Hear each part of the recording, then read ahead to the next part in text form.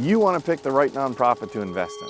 I'm a guy who's worked with dozens upon dozens of nonprofits in his career. So today, I'm going to give you 10 pieces of advice for picking a nonprofit in order to have an impact.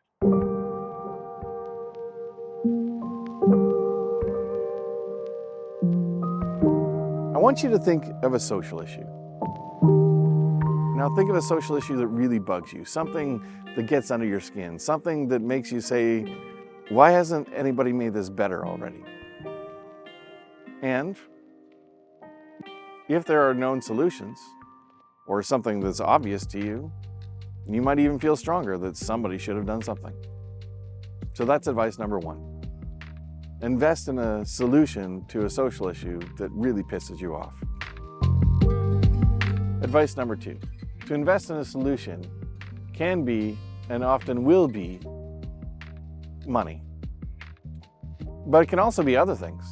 For example, maybe you could pay for some research or polling or government relations. Or maybe you can introduce an up-and-comer in the nonprofit world to some smart people outside the nonprofit world, which gives them a potential sounding board of senior leaders and potential donors.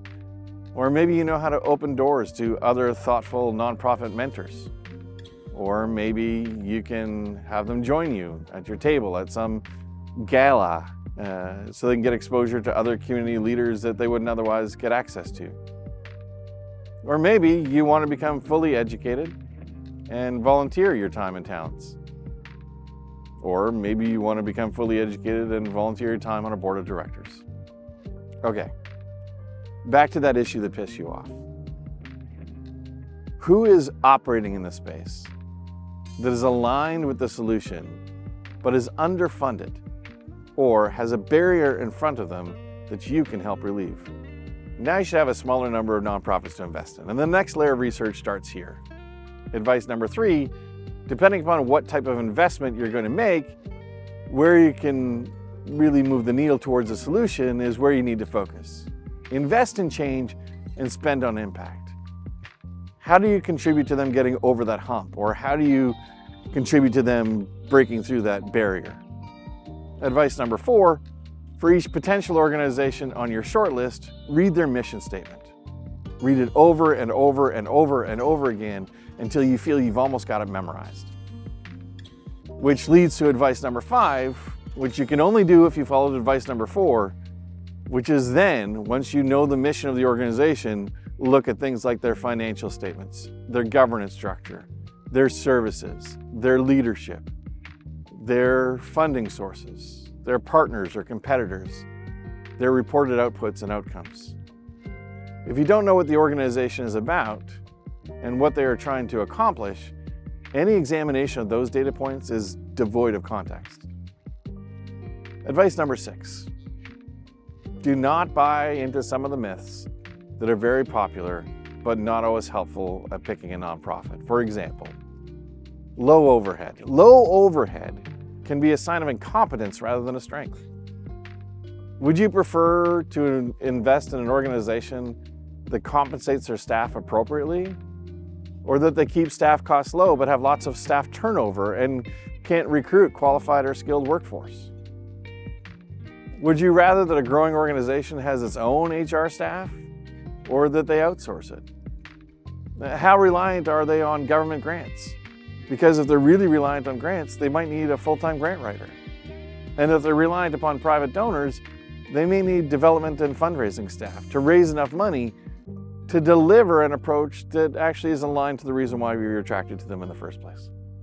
Advice number seven, get some sense of their existing investors and what best aligns between those investors and your values. You may be working with a nonprofit that has over 100 different donors and has healthy reserves, and you may be working with a not-for-profit that has yet to secure their first government grant and has only been around for a year. One of those organizations might need your investment more than the other, and that could be the second one. Advice number eight, pick your scale.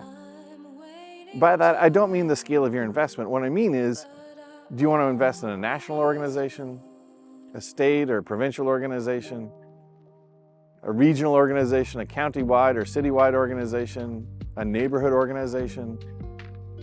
Each level presents unique challenges and opportunities for having the greatest impact on the social issue that pissed you off.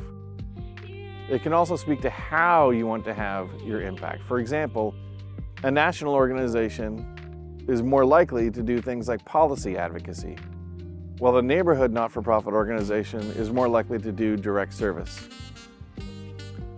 Advice number 9.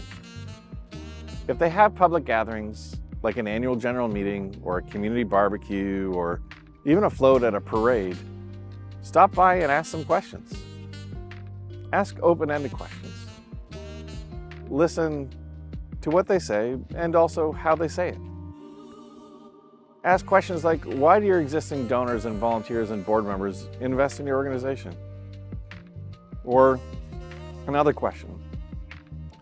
If I were to speak with 10 people your organization interacts with, what would they say are the 2 best parts about your organization, and what are the 1 or 2 areas where they say you could improve?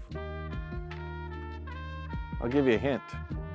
If you can amplify their strengths or help improve their areas of improvement, that may be an excellent investment for you to get the impact you want.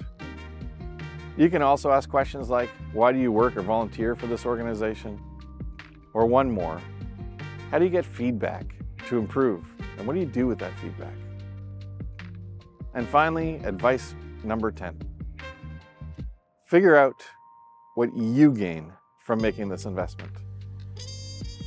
If you are fulfilled in investing, you're more likely to sustain the behavior. Some of you may want your ego stroked, a name on a placard or post on a website. Others may want a lower profile.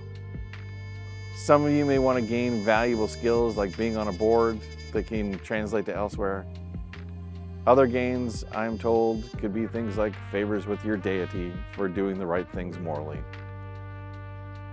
Let's not kid ourselves. Some nonprofit boards also have highly sought positions because it comes with a good community profile. Simply go about trying to gain satisfaction in knowing that your investment had an impact. So that's it. 10 pieces of advice for choosing a nonprofit organization to invest in. I hope it helps. Thanks for watching.